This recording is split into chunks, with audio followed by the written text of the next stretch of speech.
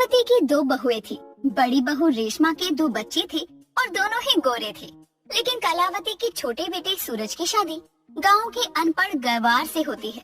कलावती ने उससे ज्यादा दहेज के लालच में उसकी शादी करवाई थी। अब एक रोज कलावती के पड़ोसन रज्जो का कलावती के घर आना होता है। अरे कलावती, मैंने सुना है तेरी छोटी बहू पेट से है, सच है क्या? या यूं ही अफवाह फैला रखी है? किसी का तो मालूम नहीं, लेकिन इतना जरूर पता है कि तुझे इस बात की खबर होनी ही थी। हाँ, सही सुना है तूने। वैसे बहू केसर बादाम दूध में मिलाकर खाती रहे। मैं तो कहती हूँ कलावती, तेरे पोता पोती सुंदर हो जाएंगे। तू कहना क्या चाहती है? जरा साफ साफ तो बता कि मेरी बहू काली है तो उसके बच्चे भी काले होंगे। हाँ, यही तो कह रही हूँ मैं तो। बाकी तू देख ले, तूने तो दहेज के लालच में अपने बेटे की जिंदगी खराब कर दी। जरूरी है क्या कि बच्चा बहू पर ही जाए? मेरे सूरज पर भी तो जा सकता है ना। देख कलावती, तेरी इतनी उम्र हो गई, बाल बच्चे और उसके बच्चे की दादी भी नानी भी बन चुकी है अब तो तू। लेकिन तुझे पता है ना कि बच्चा 9 महीने माँ के ही पेट में रहता है। फिर ज्यादातर चांस होता है कि बच्चा अपनी माँ पर ही जाए। अब जब बहू मैं काली ले आई हूँ तो काले पोते पोते भी रखूंगी ही। मेरा काम तो था तुझे बताना, बाकी मैं चलती हूँ। पैसे के लालच में तो तूने अपना वंश ही खराब करने का फैसला ले लिया है, तो क्या ही कर सकते हैं। इतना कहकर रज्जो तो कलावती के घर से चली जाती है। लेकिन इधर कलावती जो रज्जो के सामने तो अपने दुख को जाहिर नहीं करती है, वो रज्जो के जाने के बाद गहरी सोच में डूब जाती है। है तो ये रज्जो आग लगाने और चुगलीखोर में एक नंबर, लेकिन बात एकदम पते की करके गई है। अगर छोटी बहू को काला बच्चा हुआ तो ना सिर्फ मोहल्ले वाले बल्कि सब मुझे कोसेंगे, बल्कि रिश्तेदारों के दिल पर भी बर्फ की सिल्ली पड़ जाएगी। अब देर रात कलावती अपनी बहू चमेली के कमरे में पहुंचती है। बहू, ये ले केसर बादाम वाला दूध पी ले। ये तू तब तक रोज रात पिएगी जब तक तेरी डिलीवरी न हो जाए। हाँ, क्यों नहीं, मैं तो पहले ही कह रहा था, पैसों के चक्कर में कुछ भी मत उठा लो। अब आपको काले बच्चों का डर सता रहा है। तू चुप कर, मैं तेरी माँ हूँ, तू मेरी मालिक नहीं। तो जो भी बोला कर सोच समझ कर बोला कर। अरे माँ, मैंने कब आपके खिलाफ जाने की कोशिश की? अगर मुझे आपके खिलाफ जाना ही होता, मैं उस रशियन को घर नहीं ले आता। इसके बच्चे देखकर आप भी कहती, विदेश घूमने की इच्छा थी, वो भी पूरी हो गई। सिर्फ बातें बनाना ही जानता है, थोड़ा बहू पर भी ध्यान दे। जो बच्चा आने वाला है वो तुझ पर जाए, बहू पर नहीं। चमेली को अपनी सास की बातों का बुरा तो लगता है, लेकिन वो बेचारी कर क्या सकती थी। वो जैसी थी वैसे ही रहने वाली थी, वो खुद को बदल तो नहीं सकती थी। अब ऐसे ही समय बीतता है और एक रोज देर शाम चमेली के पेट में दर्द होता है और अगले ही पल कलावती दादी बन चुकी थी। अरे नजर न लगे कलावती, बच्चा तो बड़ा ही गोरा हुआ है। नजर न लगी, ये तो अपने बाप से भी गोरा है। कलावती, लगता है तूने सुबह शाम बहू को केसर वाला दूध भर भर कर पिलाया है। अरे नहीं, मुझे तो पता ही था ये सूरज पर जाएगा और उसी की तरह गोरा होगा।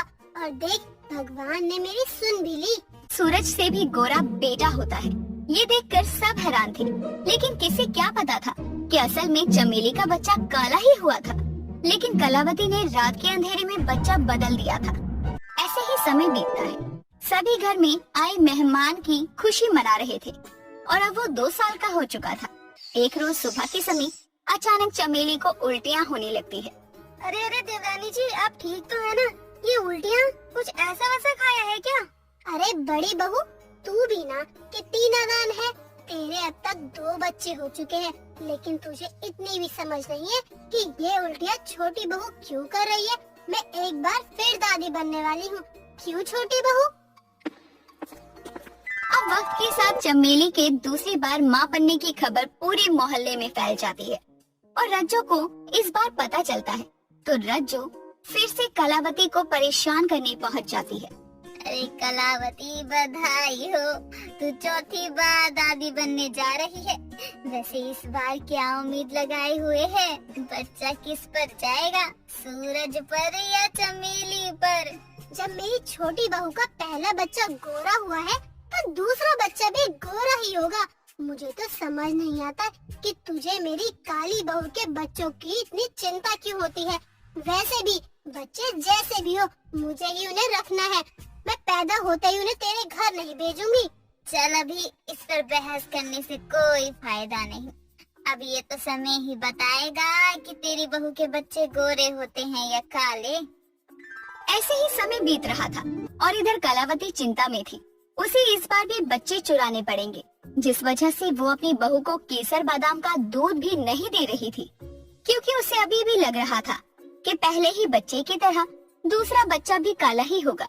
एक रोज सूरज अपनी माँ से कहता है, क्या बात है माँ, इस बार आप अपनी बहू को केसर बादाम का दूध नहीं पिला रही हैं?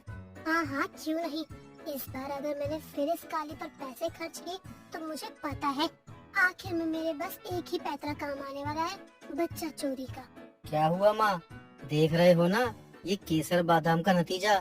इस बार भी दो इसे केसर बादाम का दूध, वरना इसी की तरह काले बच्चे घर में नजर आएंगे हमें। अरे मुझे पता है बच्चा बहू पर नहीं तुझ पर ही जाएगा, तो चिंता क्यों कर रहा है।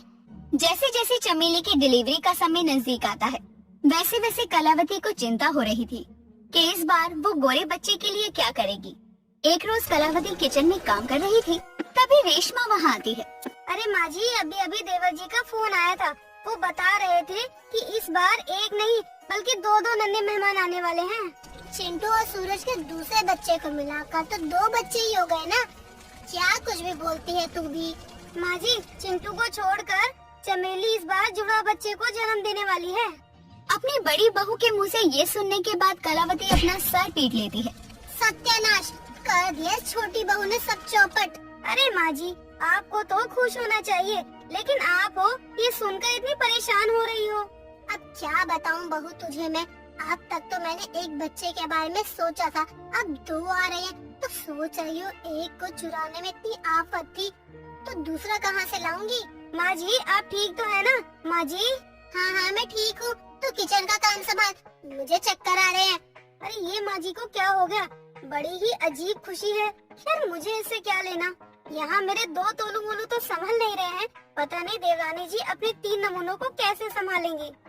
कलावती तो वैसे ही परेशान थी, उसे कुछ समझ नहीं आ रहा था कि वो क्या करे।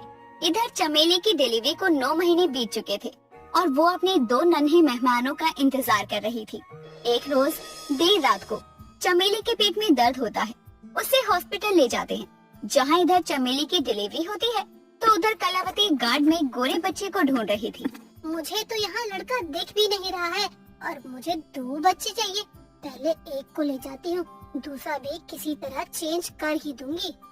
अब कलावती उस बच्चे को लेकर जैसे ही अपनी बहू के पास जाती है तो देखती है कि नर्स 2 गोरे बच्चों को लिए वहाँ खड़ी थी। जी आपके दोनों ही बच्चे आप पर नहीं गए हैं, आप जैसी हैं वो उससे अलग है लगता है, अपने पिता पर गए हैं। अब इसका क्या ही करना। और ले चल तुझे तेरी माँ के पास छोड़ कर आती हूँ, वरना शोर हो जाएगा बच्चा चोरी का और इल्जाम मुझ पर आएगा। और सच में जब तक कलावती बच्चा रखने जाती है, इधर बच्चे के गायब होने की खबर फैल जाती है और कलावती पकड़ी जाती है, जिसके बाद कलावती की 2 औरतें मिलकर अच्छे से कुटाई करती है। अब कुछ देर बाद कलावती अपनी बहू चमेली के पास जाती है। माँ जी ये क्या हाल बना रखा है आपने अपना, आप ठीक तो है ना। हाँ हाँ ठीक हूँ बहू, बस अपने पोता पोती को देखकर नाचने में कूदने लग गई, रोक नहीं पाई खुद को और मेरी ये हालत हो गई। माँ जी इतनी खुशी ठीक है, लेकिन ऐसे आप नाची मुझे अब भी समझ नहीं आया। वो सब छोड़ और मुझे अपने पोते पोती को भी जरा जी भर कर देख लेने दे। कलावती चमेली को कुछ नहीं बताती और बात को संभाल लेती है, जिसके बाद कलावती अपने कान पकड़ लेती है और अपनी बहू को लेकर घर आ जाती है।